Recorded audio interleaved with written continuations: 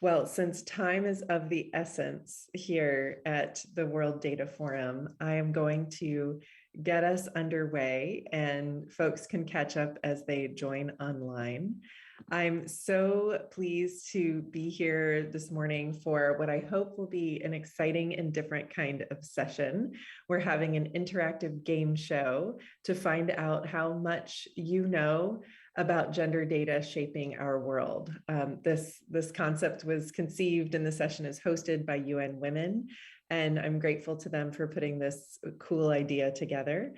My name is Emily Corey Pryor, and I'm Executive Director of Data2X. We are a civil society organization and global gender data alliance, and we work quite hard to make the case for gender data and to mobilize action. And research shows that gamifying things helps people learn and get engaged in a topic. So I hope that that's the result today, that you not only walk away, hopefully with either new knowledge about gender data or quite a lot of comfort and confidence about what you already know, but also that you get a chance to meet and hear from some really interesting experts and people who are not only producing gender data, but are using gender data for change. So I'm going to briefly introduce our wonderful panelists, and then we will move on to the game show portion of today. So first, I want to introduce Katarina Skiladze, the public defender of Georgia. We also have Jessamine Encarnacion, who's interregional advisor on statistics for the Women Count program at UN Women. We have Josephine Chitra, who is Senior Manager of Public Affairs and Strategy at Gojek, and Lauren Harrison, Policy Analyst, Data and Data Ecosystems Lead at Paris 21. So thank you so much to all of our participants for joining us today.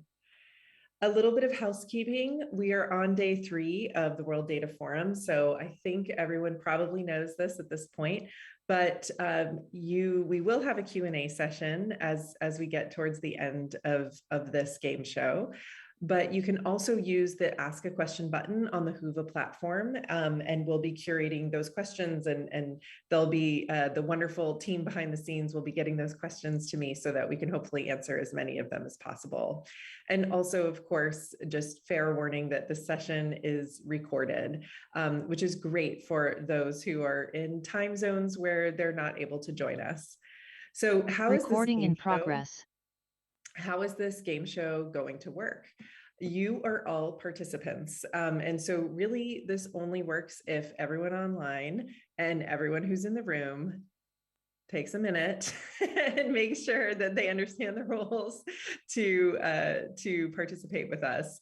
And otherwise, it's going to be a really sad game show where the people answering the questions are the people who already know the answers to the questions. And then we won't really be able to tell that we've gotten anywhere interesting. So really, this depends on you and you coming along this journey with us. And the prize, I wish I could say that the prize means that we would have all of the funding and the political will that we need for gender data at the end of this. But really, the prize is more a self-efficacy prize, which means that you get to find out how much you know or you don't know or need to learn more about gender data.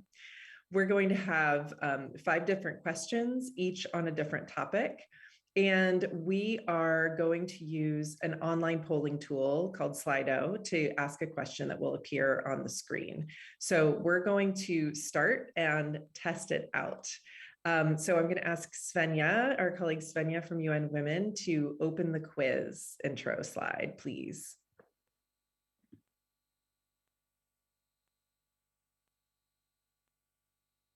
There we go.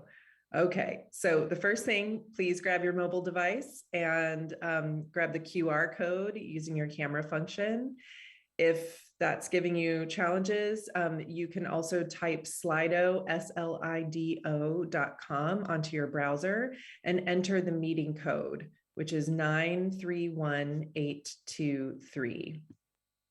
And I'll give just a few minutes to join the quiz and answer.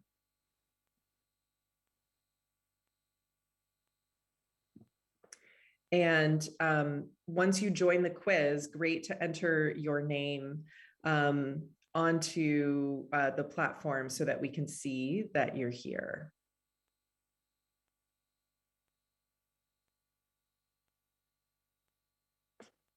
And I'm going to wait for a cue from Svenja to find out once we have an adequate number of people who are joining. Oh, good. Wait, now I'm seeing them come up. Oh, look at all these names. Some I know, others I don't, which is exciting.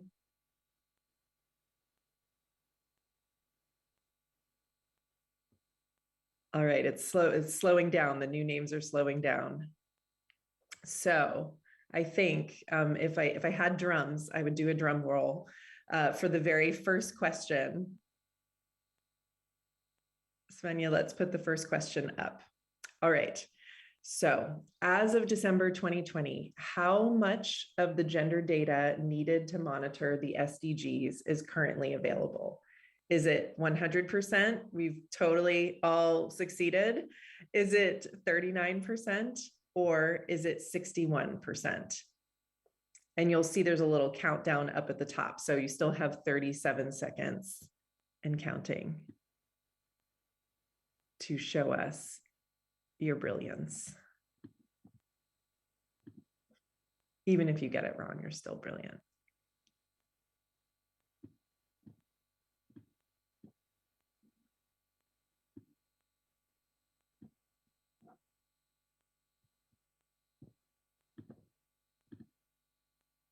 Okay, we're on the 10 countdown.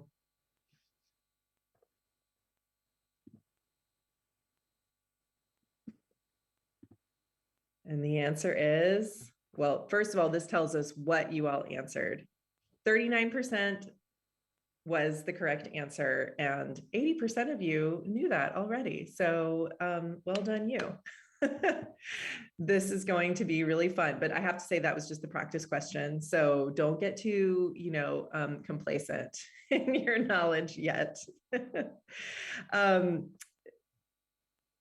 UN Women's latest analysis shows, of course, that we only have 39% of the gender data that we need to monitor gender equality in the SDGs, which is obviously, not where we need to be at this point in the process.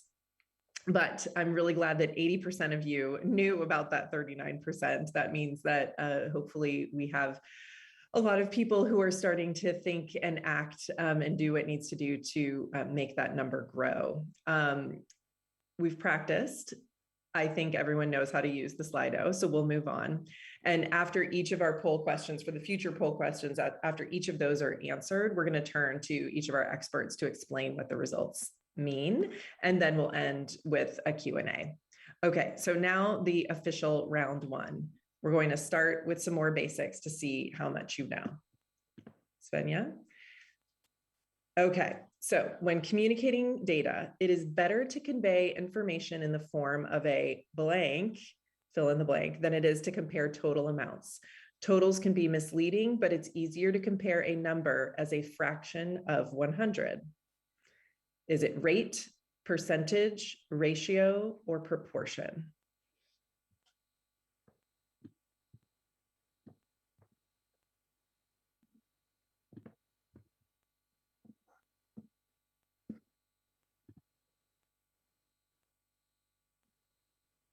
Five seconds.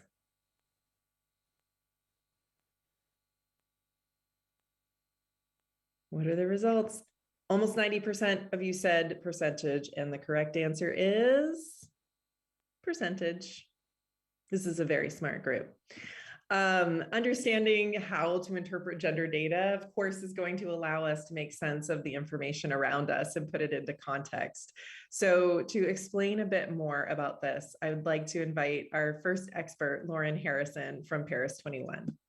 Over to you, Lauren. Thanks so much, Emily. It's a real privilege to be a guest on the Gender Data Game Show at the World Data Forum. I'm Lauren, and I'm from Paris 21, the Partnership in Statistics for Development in the 21st Century. We're a global partnership hosted at the OECD in Paris. And over the past 3 years, Paris 21 has partnered with UN Women in the framework of the Women Count program to assess the state of gender statistics in 9 countries and develop new training initiatives on communicating and visualizing gender data. Through this work, we've learned that the gender data gap is not just a gender data production problem, it's also a gender data dissemination, communication, and use problem.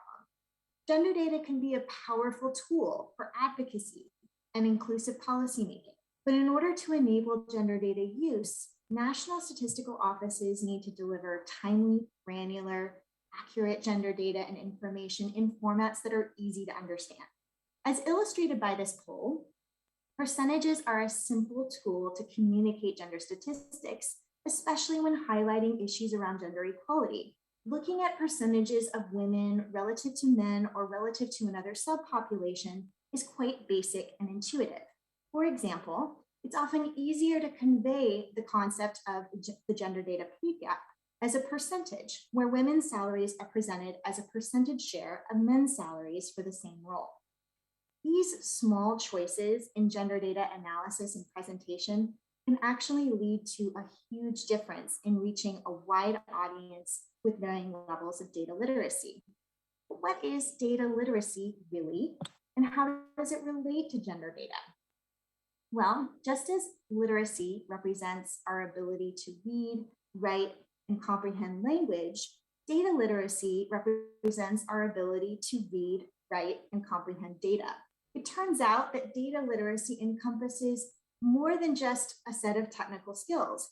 Everyone needs some data literacy today, not just quantitative analysts and statisticians.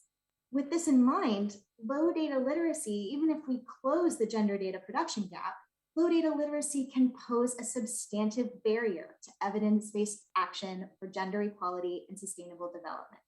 So how do we improve gender data literacy? First, through more engagement. Increasing public exposure to gender statistics is an important way to address gender data literacy. In the course of our work with NSOs on assessing gender statistics and mainstreaming gender in statistical planning, we learned that in many cases, gender data has one big moment every year, International Women's Day. Many NSOs release a gender booklet or yearbook at this time, which may constitute the only regular publication from unofficial statistics dedicated to gender issues. These are really important reports that include timely insights, but regularizing communication throughout the year based on a range of surveys and censuses produced by national statisticians can catalyze data-driven action for gender equality. The second way we can improve gender data literacy is probably the most intuitive one. It's through training. More engagement isn't enough. That engagement needs to be more impactful and meaningful for the public, which is why Paris 21 partnered with UN Women to develop e-learning courses on communicating gender statistics. These free training modules introduce key concepts in gender equality, basic data and statistical thinking, and communications approaches to enable stakeholders to present gender data in ways that are easy to understand. Although these courses were originally designed for statisticians and journalists, we've actually seen a wide range of participants improve their gender data literacy through these modules and put it to work. For example, one participant from Jamaica leveraged new skills from the training to develop a data-driven advocacy campaign on violence against women. Another participant developed more inclusive approaches to land use planning in Trinidad and Tobago. And some even basic efforts to upskill are already showing promise. Third and finally, another way to improve gender data literacy is through strategic collaboration. National statistical offices don't have to work alone. Skills and knowledge transfer through joint training and partnerships are key to reaching audiences with varying levels of data literacy. Journalists play a role, for example, by serving as public intermediaries. That is, they have expertise in packaging information in ways that the public can easily respond to. Bringing NSO statistical expertise and media messaging know-how together can be a winning strategy to overcome limits in public gender data literacy and increase gender data impact, which is why Paris 21 partnered with UN Women to run joint trainings and trainings of trainers to promote exchange between these two communities. Most recently, for example, in collaboration with the Gender Data Network and our colleagues at Data2X, UNECA, and Open Data Watch. Thanks so much for your time. Enjoy the game. Please join us in boosting your gender data literacy. Look at the gender data from your National Statistical Office and participate in one of our free e-learning courses on the Paris 21 Academy. Back to you, Emily. Thanks, Lauren. It's great to hear some really practical tools and resources that exist out there for boosting gender data literacy and creating more of a community of practice around this as well. So thank you for that. And also really like the point on International Women's Day, which, I mean, I love International Women's Day as a celebration, and I think we should do that, but we should make sure that women are prioritized every day. And so increasing that regularity of information will be really important to do. So thank you. It is time for round two. So we are going to move on to an example and a question on using data to make a change on violence against women. So here is our question. What is the proportion of women who experience some form of violence globally, either from an intimate partner or non-partner sexual violence? Is it 1 in 5, 1 in 4, or 1 in 3 women?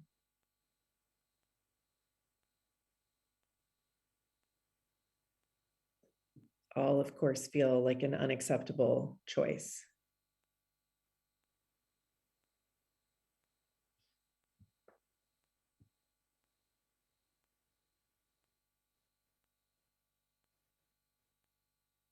Five seconds.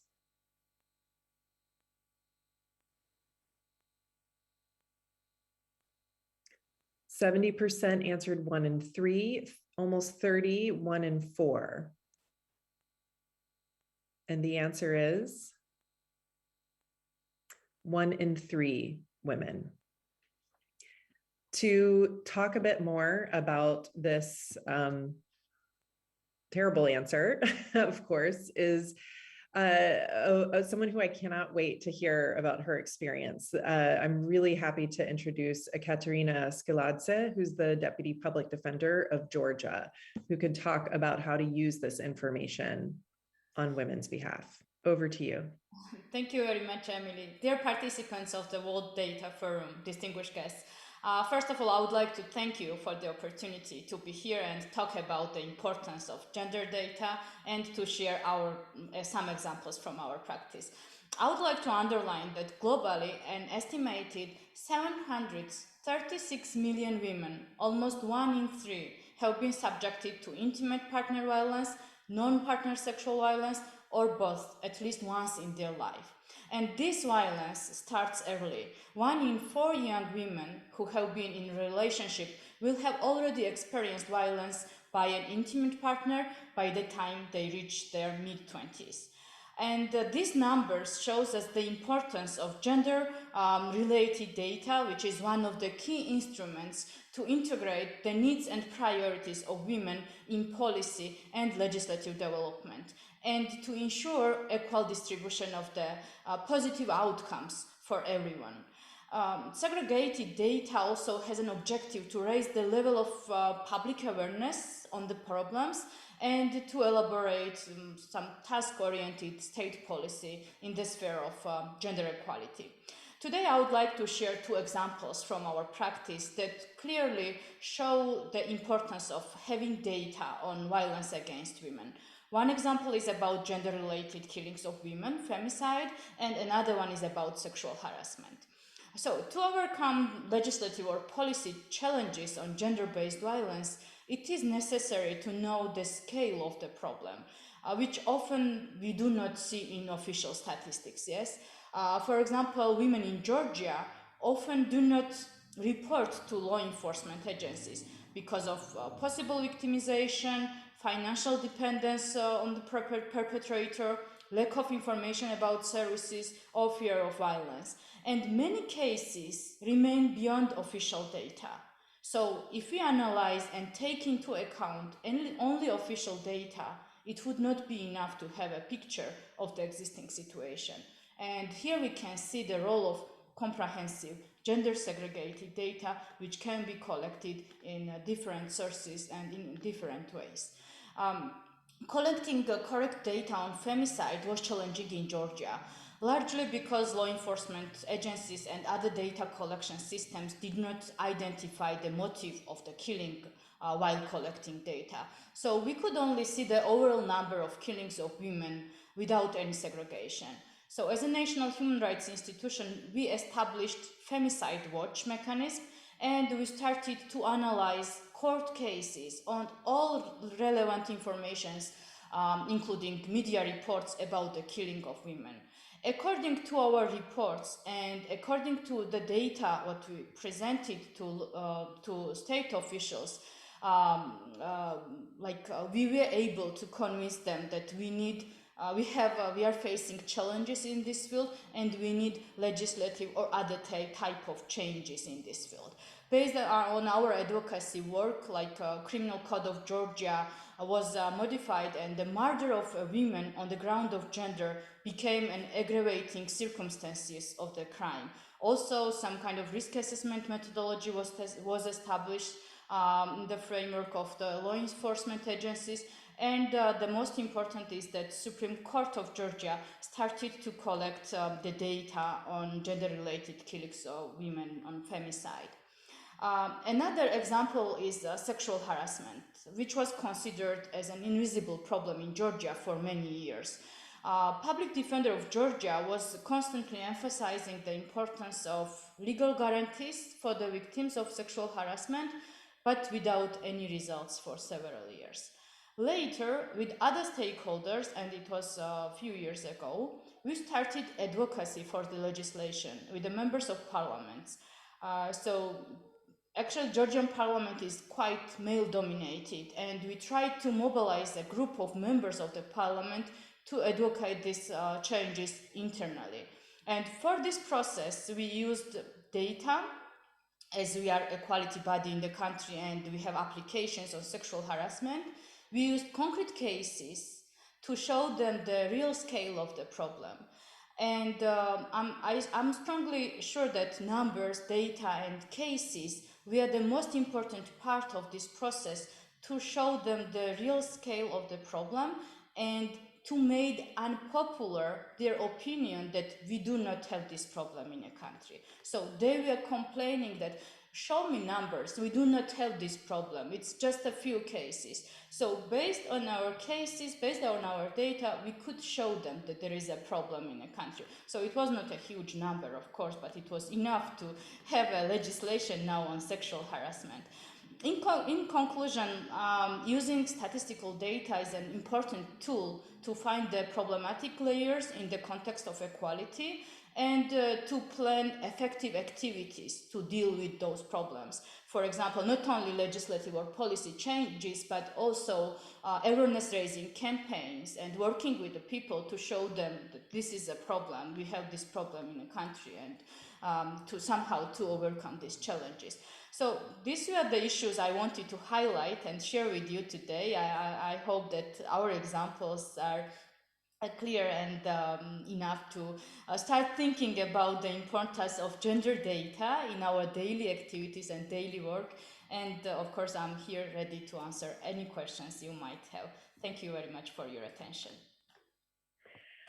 Wow, Katerina, thank you so much for that example. I think really strong example of how having this data can lead to action. And as you say, having the data and having the cases, right? Having those things together to really illustrate the scale of a problem. And I like your point a lot about making an opinion unpopular, right? When confronted with the real information. So thank you for that. And I think she's really shown how having the right data at the right time was an important catalyst to creating a law and changes in code that is benefiting women in Georgia. But we all know that data collection can be time consuming and complicated.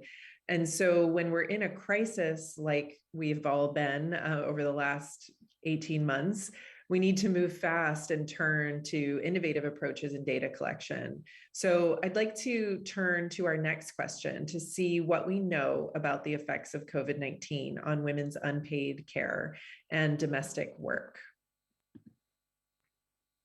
So Svenja, over to you. Which of the following groups of women reported the highest share of increases in unpaid domestic and care work during the pandemic? Unemployed women between 18 and 34, married women between 45 and 59, or married women older than 60? You have 25 seconds.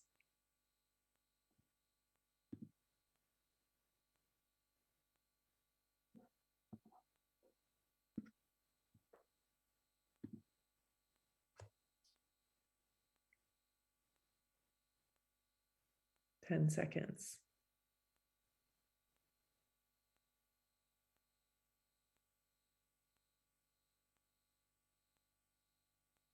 Okay, most of you thought married women between 45 and 59. And the answer is married women older than 60 years. I admit I got this question wrong. Maybe I have a bias being a married woman with children. I am younger than 60, but I did get it wrong. And so I think, well, 28% of you did, 61% of you did as well. So to hear more about what this answer means and how we know this, I'd love to hand it over to our next panelist, Jessamine Encarnacion from UN Women. Thank you, Emily, and hello, everyone. It's great to see, it's great to have you all in this session. I see that 28% only got the answer correctly, but to the rest, same as